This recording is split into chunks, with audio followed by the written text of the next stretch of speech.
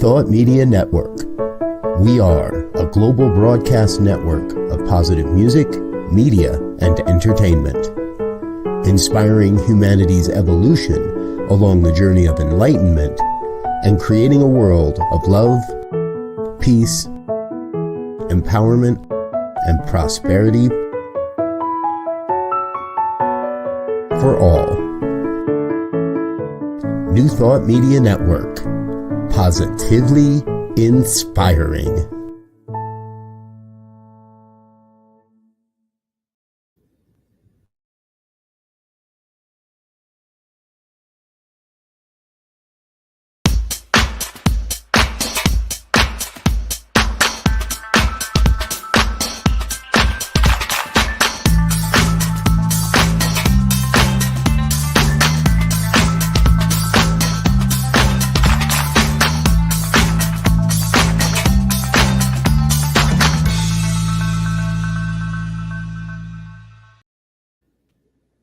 Hello. Hi, I am Bonnie Gonzalez, your doula for grief. Yes, welcome back. If you're new and if this is your first time, welcome. And if you're returning, I'm truly honored. So thank you for being here yet again. And for those who are tuning in for the first time and thinking, wow, your doula for grief, exactly what is that? And a doula is someone that provides you with emotional support, with encouragement, with ears that listen and listen for what's not spoken, right there to attend to your needs. And we have all heard of the birth doula, who's there with women during childbirth, a death doula, who's there at the other end of life. And now, Bonnie Gonzalez, your grief doula, during the process of life. And I am a registered nurse, I'm a grief coach, and I'm also a religious science practitioner and mother, wife. I'm every woman. So thank you, as we all are, as we navigate life with so many different hats and roles. So just want to be with you today talking about life, talking about loss and grief. And losses are what leads to grief. I had a friend who called yesterday out of the clear blue to say that her car had been stolen. Well, that's a loss. She can't just go back to the way things were, moving through that feelings of violation and sadness and anger. That was a loss. And I had another email this morning from a friend saying that another friend had suffered a traumatic injury. And I did not ask permission to use her name, but just sending her healing energy and love and knowing that her life has been changed. And so that's what leads us to that grieving process. A loss that changes our lives, that we can't go back to the way things were before. And of course, as I always say, death is the big mother of all loss. But losses show up in our lives. And we should be able to talk about that grieving process, because it's with that grieving process that we are transformed. There's no way that we can enter into a state of grief and come out on the other side unchanged. Grief is a transformative process. So let's make it something that we share with our friends, something that we're not ashamed of, something that we don't have to hide. So that is why I am here. And today is a really day. It's a day that I'm super excited. We're going to talk about how grief is held in the body. And I've just got a tremendously special guest who had to get rescheduled from March 21st till today. And my guest is Sue Cacibauda. She's a registered nurse. She's a licensed massage therapist. She's a Brennan healing science practitioner. And she's the owner of Hansa Wellness Studio. Sue is a devotee of Paramhansa Yogananda, and she leads Seeds of Light meditations. And Sue's belief is that energy healings allow your body to relax, rejuvenate, and realign with your soul's purpose. So that's a big calling that she has said yes to. That's where she is. So I'd like to welcome to our show right now, Sue Cacibauda. Oh, thank you, Bonnie. Thank you. Welcome. I feel like this is an answer to a prayer that we've had planned this for a while, and it's finally being made manifest. Yeah, So, yeah. And all in the right time, right? Yes, I was just going to say that Diego just popped in with a hello, and he was walking both of us through our little bit of a trauma last month with not being able to have our technologies work. So morning, Diego, we love you and miss you. Yeah, thank you for getting us on. Mm-hmm. Yes, Sue. So I just thought maybe we'd start with just a little bit about Sue and how she got involved in such beautiful work. Well, I worked in nursing like you did for many, many years. And towards the end of my career, I noticed that I was just being called to do something more. And so I was going to do a master's degree in nursing, and actually went to find out about that and what I would need for coursework. And I was told I needed a course in cultural diversity. Okay. So I said, okay, I'll sign up for that. So I did. And I used this book, Hands of Light by Barbara Brennan. You sent her this, you can see it. I use this book as a resource. And I did a paper on meditation. And I was curious about how the chakras connected with meditation. Yes. And then when I finished, so I did a paper and a presentation on that and learned a little bit about that and was so intrigued by it. So I went to the back of the book when I was done with the course, and I learned that Barbara Brennan had a school, a healing school. And I just went, oh my gosh, this is it.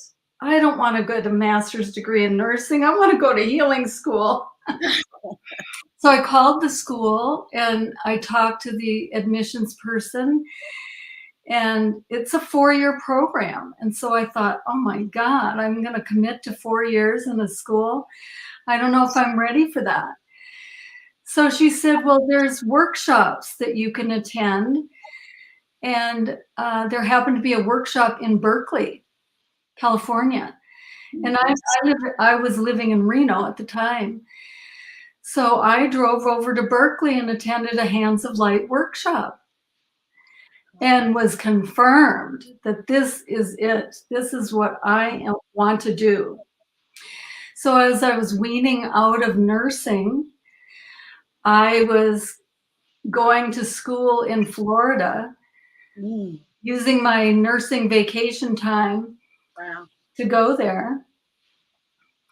And the work is about the physical body and opening up those energy centers called chakras. And so I learned about that. And then tying it in with grief. And we'll talk about that. I'll let you lead that. But that's how I was led to Barbara Brennan work. Yes. Workshop.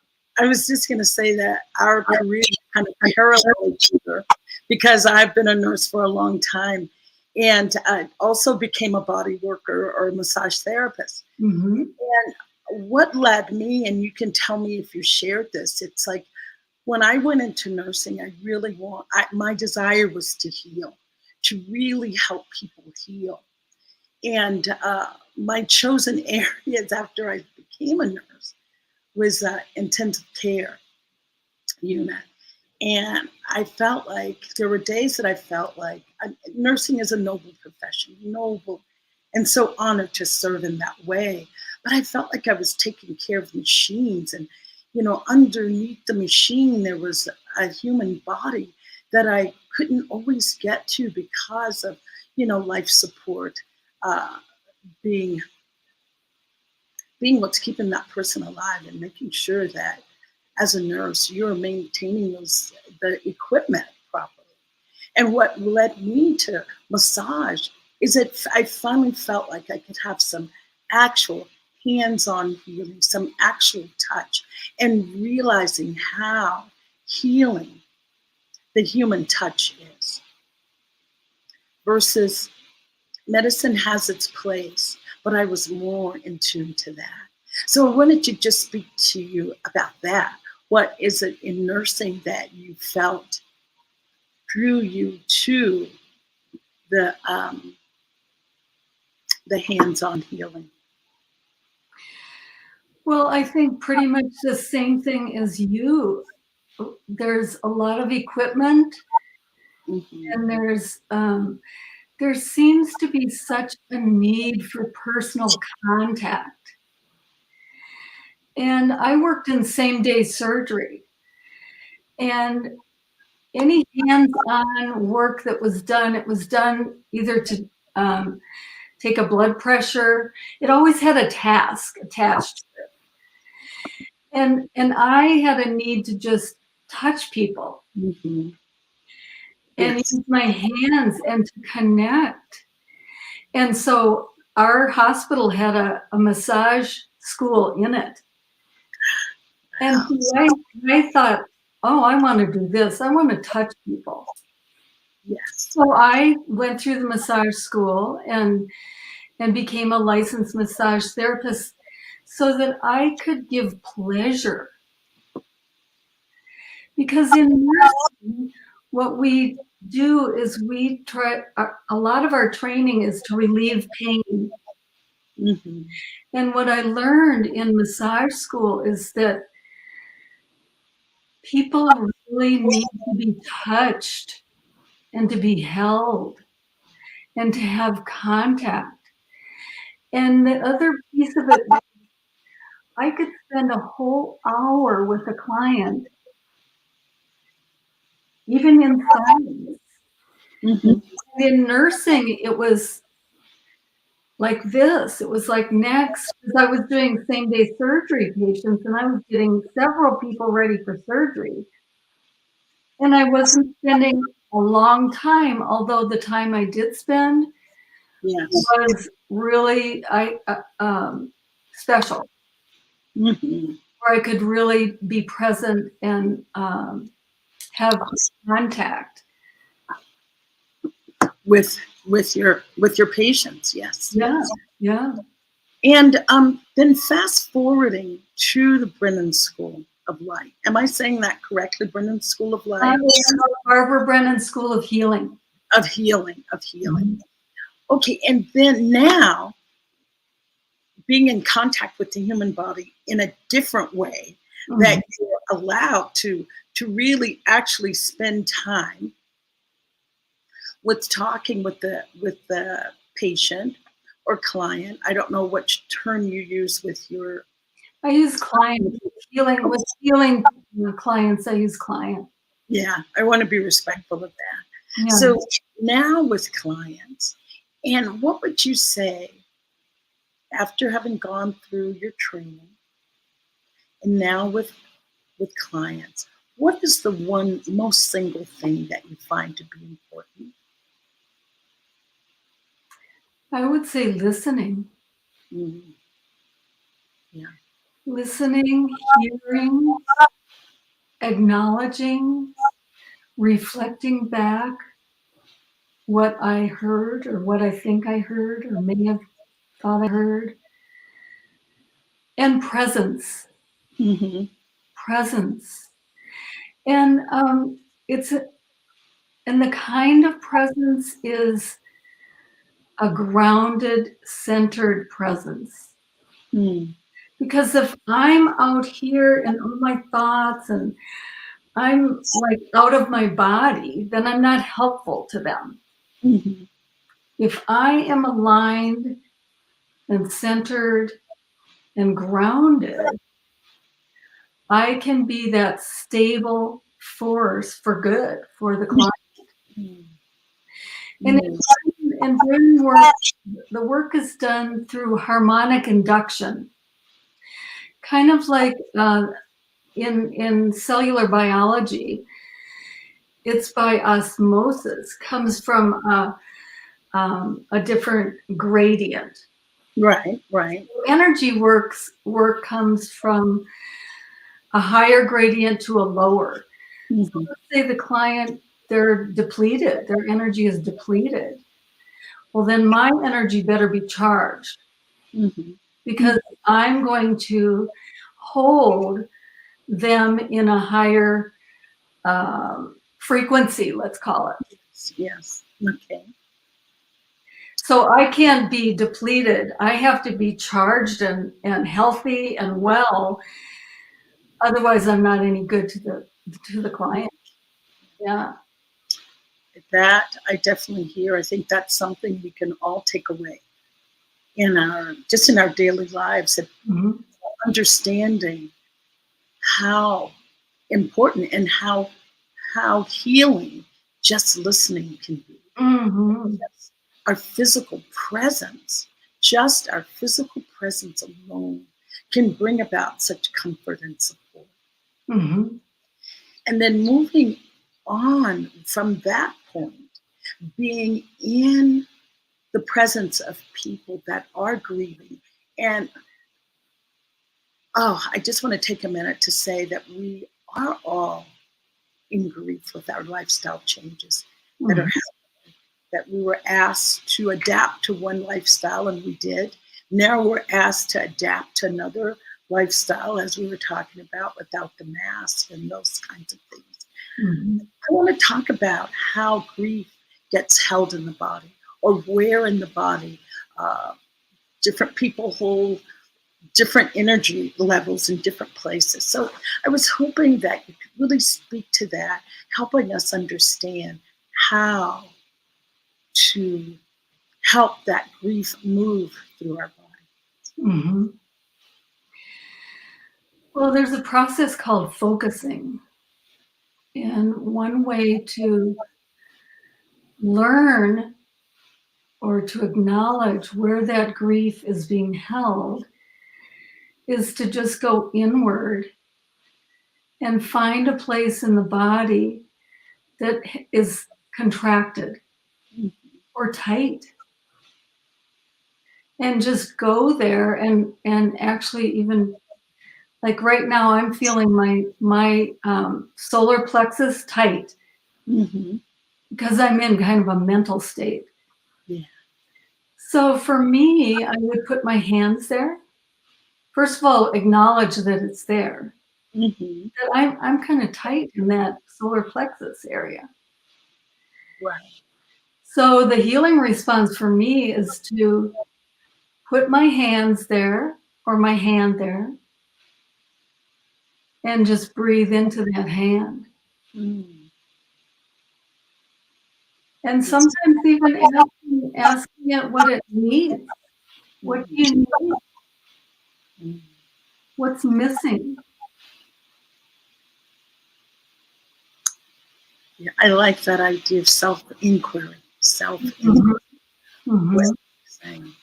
And go ahead, Sue, go ahead. And what happens, what I felt happened just now with my own body, is I went from contraction in those muscles to this. My muscles Opening. Started to relax and open. And in the Brennan work, it's called contraction and expansion. Mm-hmm. Mm. So in that place of stress or strife or worry or pain, especially pain, and that can be emotional pain, Mm-hmm. our bodies tend to contract. Yes, yes. And so we can stay in that contraction for as long as we need to, but it can be harmful. Mm-hmm. Mm-hmm. Harmful to the tissues, harmful to the cells, the organs. There's decreased blood flow when you have a contracted state. Decreased oxygen to the cells. There's just a lot of,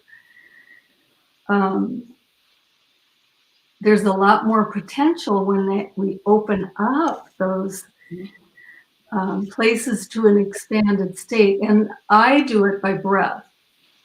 Mm. Focus and breath. And also grounding. Mm-hmm. So that if my energy is outside my body, the need is to like come back home, come on, reel myself in and acknowledge that area that needs attention. Right. And I was going to say, you don't know where people are that are listening, but just a little bit about grounding. It's like, okay, I'm standing on the ground. That's okay. I'm grounded. Could you just do a little bit of an explanation what you mean about grounding? Okay, so grounding, another term for grounding is earthing. Mm-hmm. So since we don't usually touch our feet to the ground, our actual soles of our feet to the ground, the earth supplies energy for us, supports us. Yes. So one way to be more grounded is really connecting our feet directly on the earth, on grass, on soil, not with flip-flops on or tennis shoes or anything in between. And there's a process actually where you, and there's a lot of science behind this, is that the energy comes up from the earth and supports us. Mm-hmm. Well, we've lost that because we wear tennis shoes and flip-flops and we don't connect to the earth. So that's one way, is just our feet on the earth. Yeah, and don't leave out the fact that there's a lot of concrete and asphalt that prevent us from making that contact with earth. Yeah, so when I was at my house in Mexico, I had some grass. So just laying on the grass, letting your whole surface of your body be on the grass. And allowing that energy from the earth to come up. You can feel the warmth, you can feel the squishiness of the grass. And then there's more centering from that. Like one of the things is to imagine roots growing out the bottom of your feet and letting those roots connect you to the earth. So it's using your imagination, but also physically connecting to the earth. Wow, yeah, I'm feeling more grounded and more centered as we talk.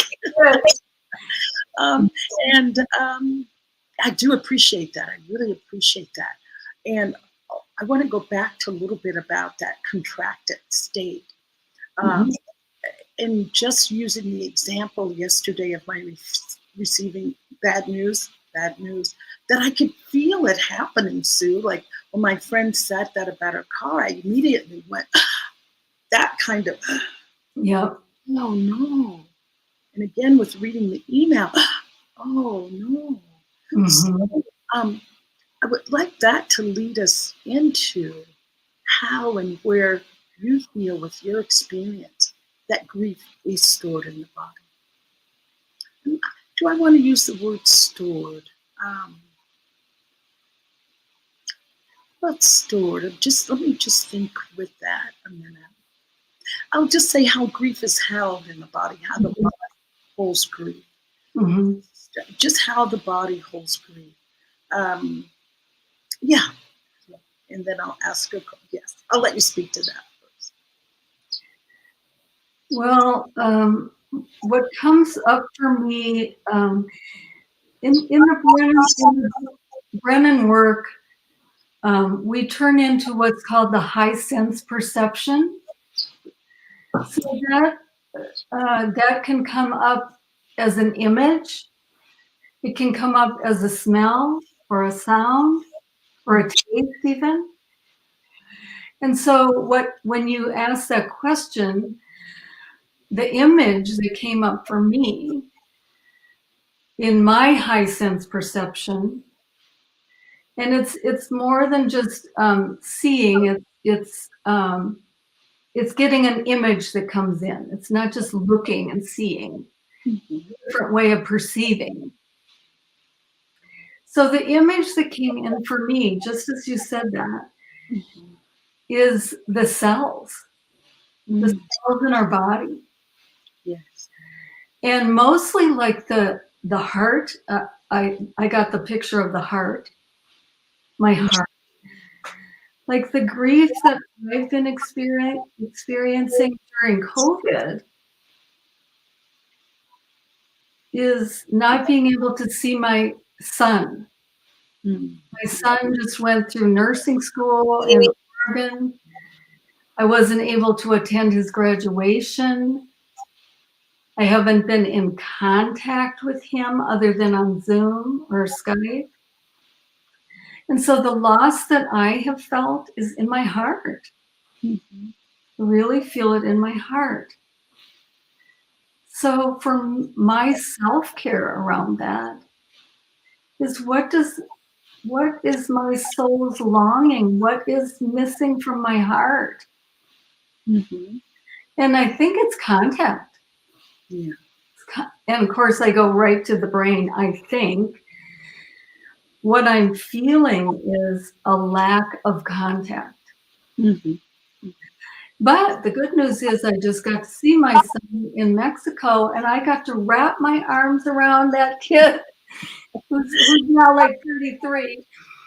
But having contact. And so I have to start with the contact within myself, my own heart. When I don't have that person to hug or hold, I can hold myself right here. Mm-hmm. Give myself the healing response, the touch that I need. And thank you for that, Sue. I was going to say, with grief, though, people experience different emotions. Mm-hmm. As you said, your grief was held more, feeling like more in that heart-centered space of just sadness. There's other people that deal with intense rage, that can really rage, and how you feel that rage is held in the body. Is there any specific place that you usually find rage within the body? I think it's different for different people. I just worked with a client this morning in Mexico, and what I witnessed, it's different for different people. Often it's in the 5th chakra up here. It's held because they haven't been able to express that rage in a healthy way. And what came up for this person is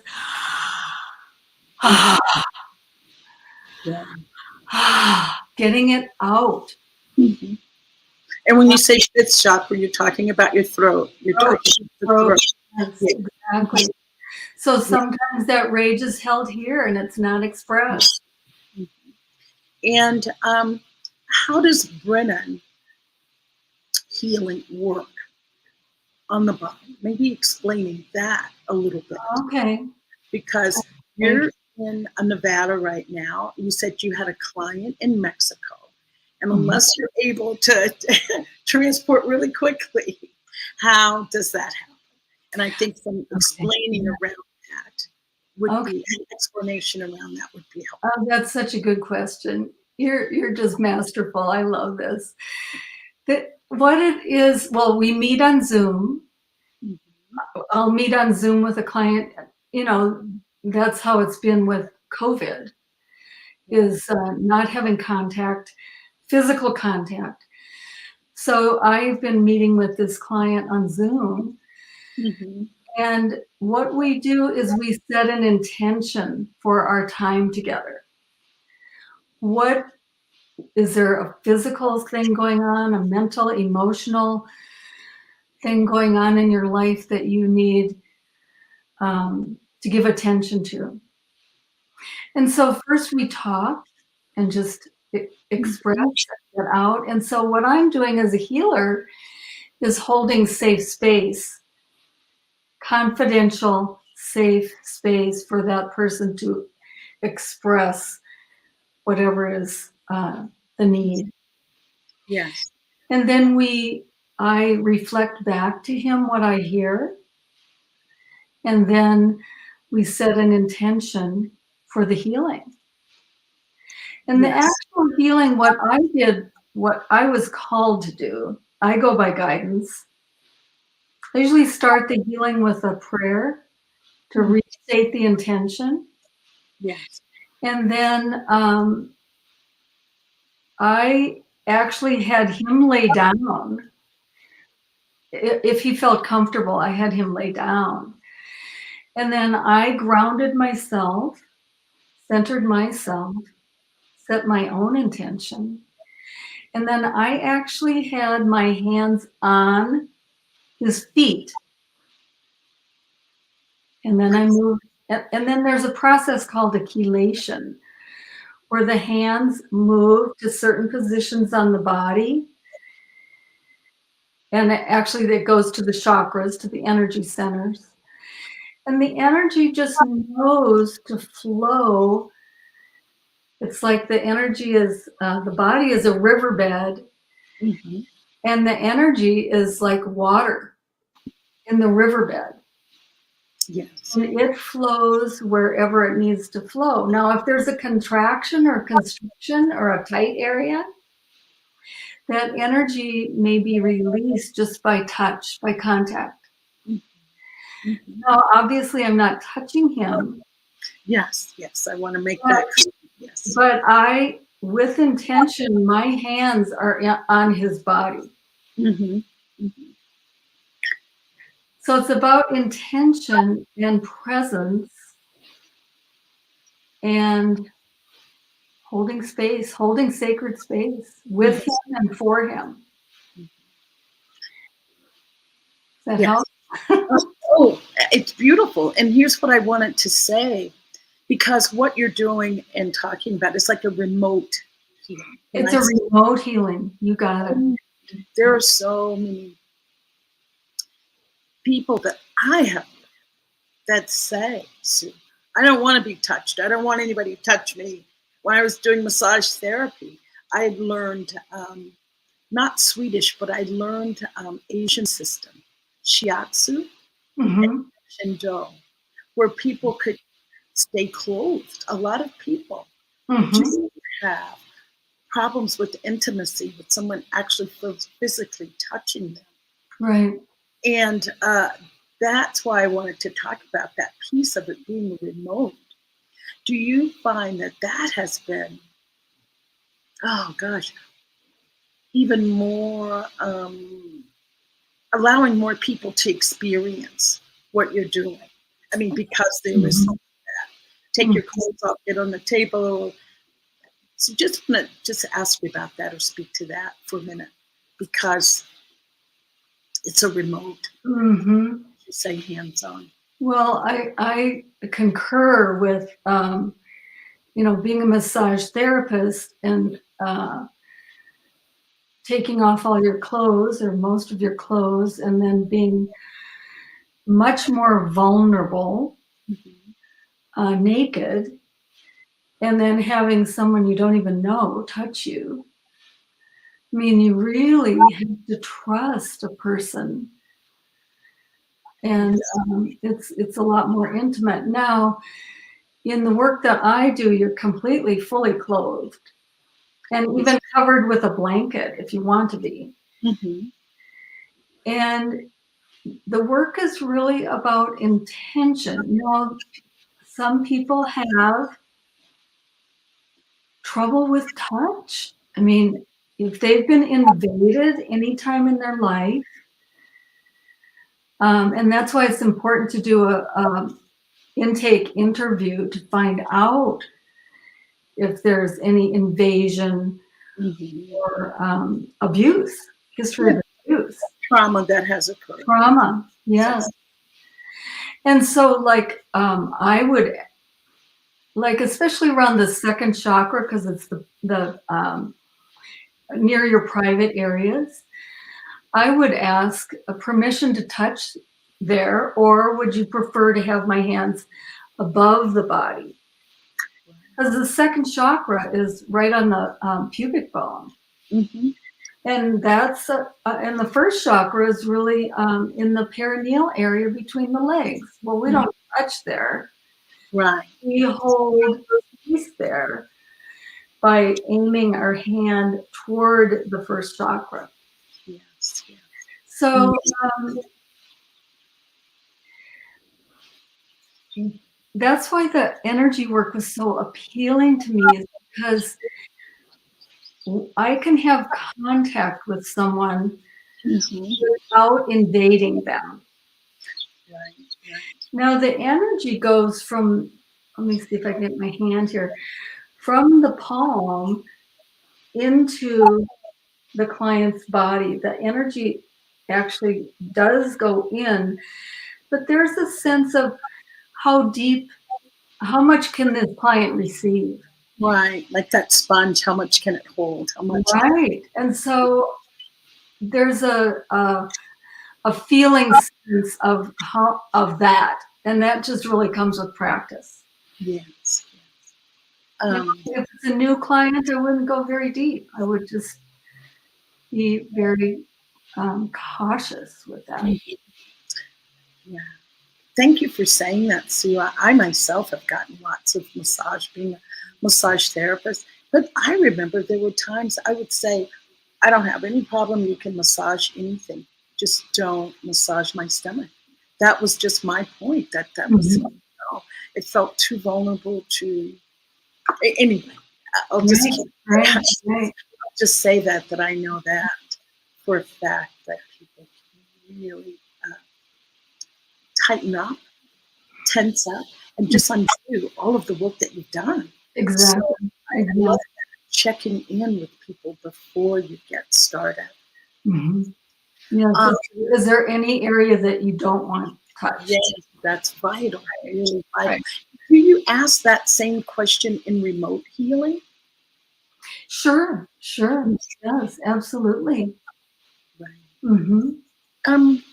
We just touched on a little bit yesterday about the emotional centers in the front, our will in the back. Would you speak to that just for a few minutes?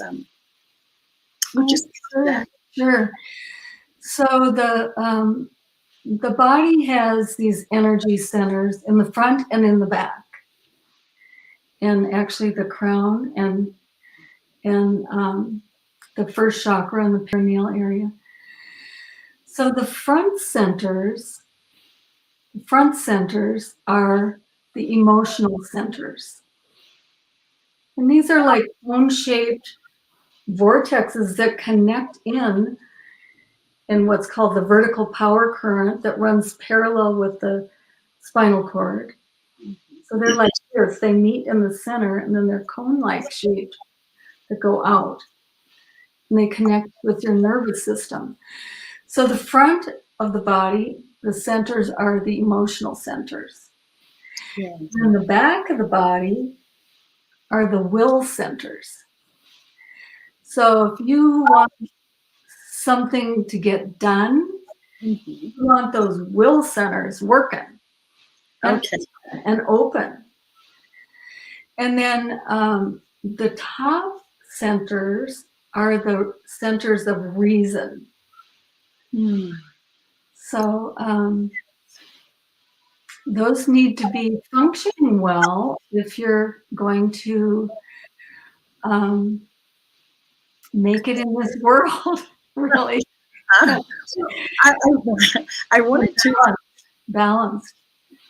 Oh, balance, yes, balance. But I did want to bring it back to our states of grief and how we definitely, it's different for every person. Every person will hold whatever is going on emotionally in whatever part of the body that is. I always say we all have a system that's just a little bit more sensitive to emotional issues. Like mine's my gut, stomach pain, that everybody has something. Everybody will hold it differently. When you talked about those emotional centers being in the front, being in the front, is that where you go to when you start working with a client right away, focusing on that, or would you focus on the back? Tell me how that plays out for you. Yeah, good question. Well, usually I start a client out on their back. Lying on their back, face up. Lying on their back, face up. If I had them here in person in my office. There are techniques where they're face down, and we do it's called a spinal clearing, where we clear any emotional blocks from the spine. But normally I would start somebody on their back and face up. And the Brennan work is, there's a technique called a chelation. And the chelation, the word means clawing out. We're not clawing anybody, but we're using our hands, starting at the feet and moving towards the head. And the energy is moving upward. And the whole idea of the chelation is to balance reason, will, and emotion. Balance those centers, front and back. So even though my hands are on the front, my intention is front and back. Yeah. Treating it as that holistic approach. It is one, not just it's a whole, it's all inclusive. Yeah. Sue, I know we talked about doing a little bit of a Hara alignment. And so we're getting, at the time is just ticking away. I would like it if you could lead us through that, just so that people can experience within themselves how much we can really do for ourselves just by being in alignment.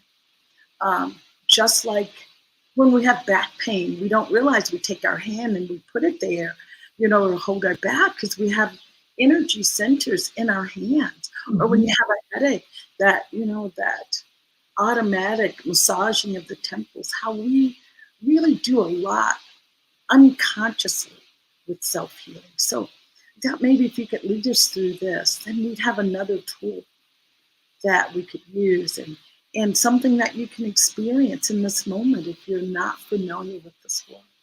Okay. I would love that. And I would too. So let me just do a little lead in and explain what Hara, what is Hara? And in Barbara Brennan's work, there's 4 dimensions. There's core essence, what we come in with. You could call it your God self. And that's the template for Hara. Hara is the dimension of intention. And that's the template for the aura, which is where all our chakras are. Right. The aura field. And then that's the template for the physical. So if we want to heal the physical, we can do that by aligning in Hara. So on the body, there's points along the Hara line, which we call the vertical power current. It runs parallel with our spinal cord. So we can do a little experiential of aligning in Hara by identifying those points along the Hara line. So let's try, and what I do is just sit up straight. Okay. And I can even stand, so you can see the points. Let me move my chair here. So the first point would be what's called the Dantian. Mm-hmm. So I have you put your bird beak fingers and touch your belly button, and then go about 2 inches down below that.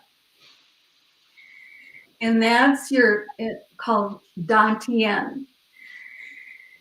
And so we just tune into that Dantian. That's our center of gravity. It's our place of power and strength. And it's like a golf ball size object, really, that sits in our lower pelvic area. Mm-hmm. So when we point our fingertips into that, we're connecting with the Dantian. Okay. So imagine your fingertips connecting with this ball, this orange ball of light and power and strength. And then you can drop your non-dominant hand and point it from the Dantian. I'm going to change my camera angle a little bit so you can see. From the Dantian, and point your non-dominant hand down to the center of the earth. And what we're doing is we're connecting that Dantian, place of power, your center of gravity, and imagining a red laser beam of light going from the Dantian all the way down to the center of the earth. And drop it down like it's an anchor. And it's going to the crystalline core of the earth. And it's supporting you and holding you, connecting you to the earth. And then imagine, we can bring our hands back up to the Dantian. And now you're going to move your dominant hand to the next point along the Hara line.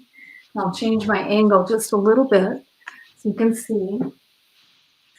And we're going to use the dominant hand like you're zipping a zipper up the center of your body to the little raised area on your chest. A little raised area below your clavicles, but right, and it's above the heart. And we're going to connect to what's called the soul seat. And imagine that soul seat is your soul's longing for what you came to do or be on this planet. Now we're connecting the center of the earth to the Dantian to the soul seat. We're all in alignment. Connecting in. And you may ask your soul seat, what is it that I am here to be or do? What's my longing? And then aligning that longing with the Dantian, which is the action step. What action do I need to take to fulfill that longing? And now moving dominant hand from the soul seat and moving it up, all the way up to the third point, about 2 feet above the head, to what's called the ID point or individuation point. And then dropping the non-dominant hand point down to the center of the earth.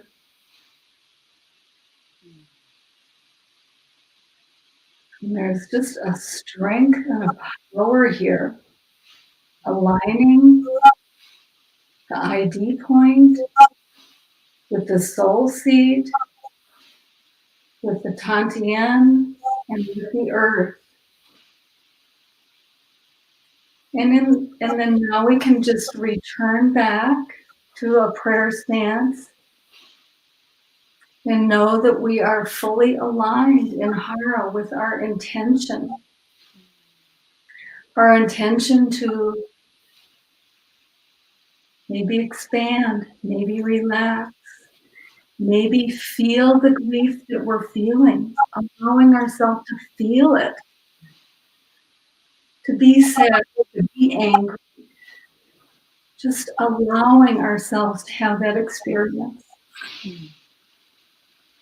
But when we align in Hara, we're doing it with intention and power and strength. You feel the difference? Yes.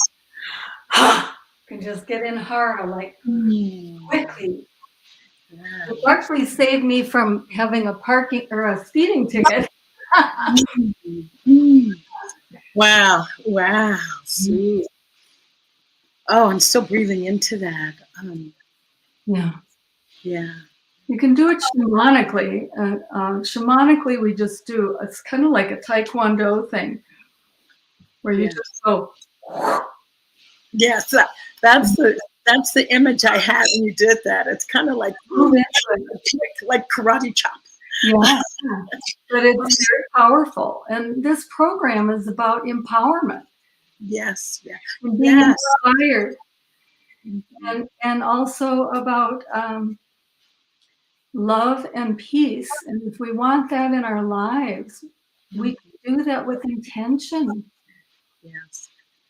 By just moving ourselves into the dimension of Hara, dimension of intention. Yeah, I was going to say aligning with our intention can shift any situation. Yeah. That's totally empowering. Cool.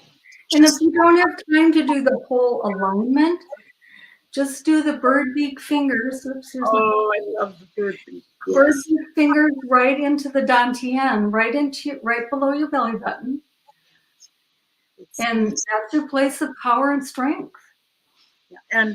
And I love this, Sue, because you don't need anything. You have all the tools that you need, right? You don't have to go and look for a ball, a mat, or anything. You have what you need. And I